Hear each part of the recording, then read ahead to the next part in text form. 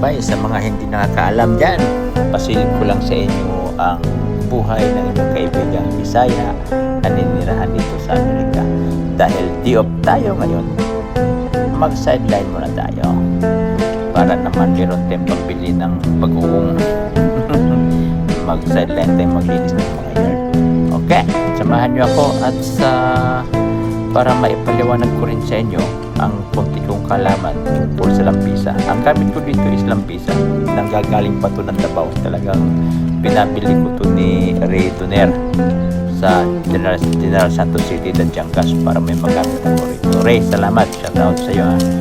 So, papaliwanag ko sa inyo kung ano ang gamit ng lampisa noong unang panahon. Panoorin nyo ang buong video para malalaman nyo kung saan ba talaga ginagamit ang lampisa before, bago ito ginamit ng mga magsasaka tulad natin.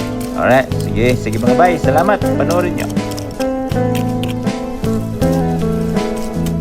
Ang lampisa na to ay deliverable.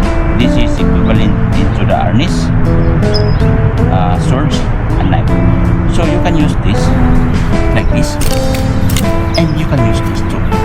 So when you can see, yeah.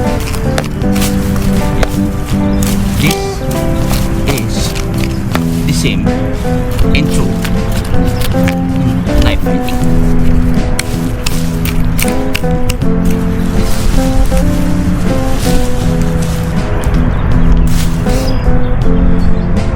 So knife fighting, slash, this.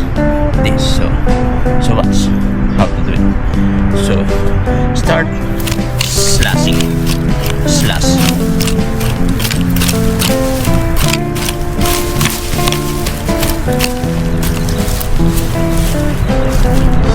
And you can do so.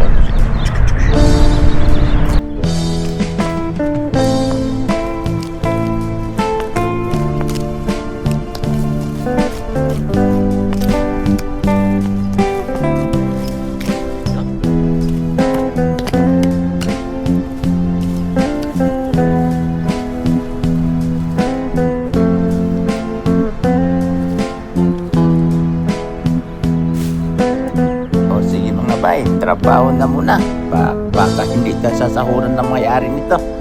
O sige, sana may natutunan kayo at hanggang sa muli.